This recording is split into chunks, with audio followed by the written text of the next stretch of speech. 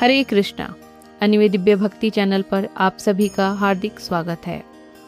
आज से आरंभ होने वाले पावन और पवित्र आषाढ़ मास की आप सभी को अनंत शुभकामनाएं।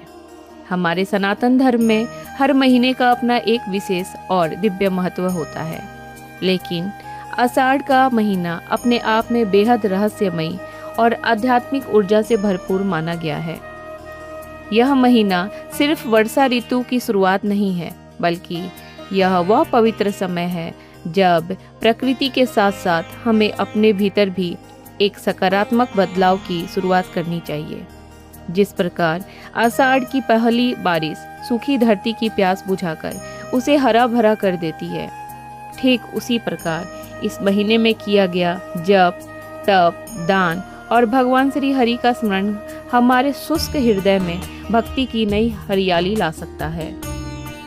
इसी आषाढ़ मास में देवशयनी एकादशी, योगिनी एकादशी और प्रभु जगन्नाथ जी की विश्व प्रसिद्ध रथ यात्रा भी आती है।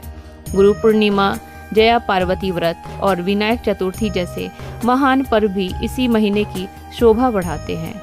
और सबसे महत्वपूर्ण बात, इसी आषाढ़ मास की समाप्ति के बाद चातुर्मास का नियम शुरू होता है, यानी यह समय खुद को आंतरिक और आध्यात्मिक रूप से मजबूत करने का है।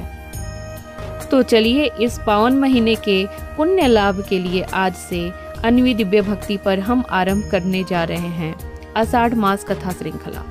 इस पूरे महीने हमारा यह प्रयास रहेगा कि हर सुबह हम आपके लिए आषाढ़ महात्म्य के इन दिव्य और पौराणिक अध्यायों को लेकर आए। मेरा आपसे बस एक छोटा सा निवेदन है कि आज से शुरू होने वाली इस कथा यात्रा को आप प्रतिदिन पूरा जरूर सुनें। इससे न केवल आपको मानसिक शांति मिलेगी, बल्कि आपके घर में सुख समृद्धि का वास भी होगा। तो आइए भगवान श्री विष्णु का ध्यान करते हुए आज के पहले अध्याय का श्रवण करते हैं। एक समय की बात है, नैमिषारण्य तीर्थ में मुनियों की सभा लगी हुई थी। वहां कथा सुनाने के लिए सूत जी महाराज पधारे, जो महर्षि वेद व्यास जी के परम बुद्धिमान शिष्य थे। सभी ऋषियों मुनियों ने उनका आदर सत्कार किया और उनसे स्कंद पुराण की दिव्य कथाओं के बारे में पूछा। तब ऋषियों ने हाथ जोड़कर कहा, हे सूत जी, आप सर्वज्ञ हैं और पौराणिक कथाओं का वर्णन करने में परम कुशल हैं।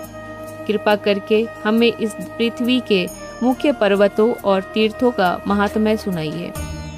सूत जी ने मुस्कुराते हुए कहा, हे महर्षियों, यही प्रश्न एक बार मैंने गंगा जी के तट पर अपने गुरु व्यास जी से पूछा था। तब उन्होंने मुझे जो कथा सुनाई थी वही मैं आपको सुनाता हूँ। व्यास जी ने बताया था कि प्राचीन काल में देवर्षि नारद घूमते हुए सुमेरु पर्वत के शिखर पर पहुँचे। वहाँ उन्होंने ब्रह्मा जी का अत्यंत दिव्य और चमचमाता हुआ भवन देखा। उस भवन के पास एक विशाल पीपल का वृक्ष था और वहीं रत्नों से बना एक भव्य मंडप था, जिसके द्वारा हीरो और मणियों से चमक रहे थे। जब नारद जी उस मंडप के भीतर गए तो उन्होंने देखा कि बीच में एक अत्यंत ऊंचे और तेजोमय सिंहासन पर स्वयं भगवान पुरुषोत्तम वराह रूप में विराजमान थे। उनका मुख वराह का था और उनकी 4 भुजाएं थी, जिनमें उन्होंने शंख, चक्र, अभय और वर मुद्रा धारण की हुई थी। उनके शरीर पर पीताम्बर लहरा रहा था और मुख से दिव्य सुगंध आ रही थी। ब्रह्मा, वशिष्ठ, अत्रि और भृगु जैसे महान ऋषि उनकी सेवा में लीन थे। नारद जी ने भगवान वराह को साष्टांग प्रणाम किया और वेदों के मंत्रों से उनकी स्तुति की। तभी वहां दिव्य दुदुम्बियां बजने लगी और साक्षात पृथ्वी देवी वहां प्रकट हुई। उन्होंने भगवान के चरणों में पुष्प अर्पित किए और हाथ जोड़कर खड़ी हो गई। तब भगवान वराह ने प्रेम पूर्वक पूछा, हे पृथ्वी देवी, मैंने तो तुम्हें शेषनाग के मस्तक पर स्थापित करके पर्वतों को तुम्हारा सहायक बनाकर वहां स्थिर कर दिया था, फिर तुम यहाँ किस प्रयोजन से आई हो? पृथ्वी देवी ने कहा, हे प्रभु, आपने पाताल से मेरा उद्धार करके मुझे बहुत बड़ा आश्रय दिया है। कृपा करके मुझे उन मुख्य पर्वतों और दिव्य तीर्थों के बारे में बताइए जो मेरे ऊपर स्थित हैं और जो आपके ही स्वरूप हैं।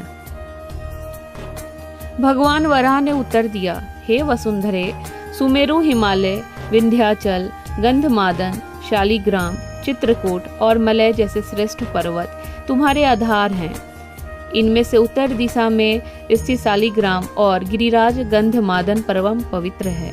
वहीं दक्षिण दिशा में अरुणाचल, हस्ती पर्वत और वेंकटाचल जैसे महान पर्वत स्थित हैं, जहां स्वयं देवताओं और ऋषियों का वास होता है। भगवान वराह ने आगे चलकर उन पर्वतों पर स्थित चमत्कारी सरोवर और परम पावन चक्र तीर्थ का वर्णन करना शुरू किया। भगवान वराह देव ने उन दिव्य तीर्थों और आषाढ़ मास के नियमों के बारे में आगे क्या बताया, इसका पूरा प्रसंग हम सुनेंगे हमारी इसी कथा श्रृंखला के अगले भाग में, यानी अध्याय 2 में। और वह कथा आपको मिस ना हो, इसलिए आप अभी अपने चैनल अन्वी दिव्य भक्ति को नीचे दिए गए लाल बटन को दबाकर सब्सक्राइब जरूर कर लीजिए और बेल नोटिफिकेशन ऑन कर लीजिए, ताकि कल सुबह जैसे ही कथा अपलोड हो आपको तुरंत मिल जाए। कमेंट बॉक्स में जय श्री हरि या हरे कृष्णा लिखना ना भूलें। भगवान विष्णु आप सभी की मनोकामनाएं पूरी करें। मिलते हैं कल सुबह अगले अध्याय के साथ। तब तक के लिए हरे कृष्णा।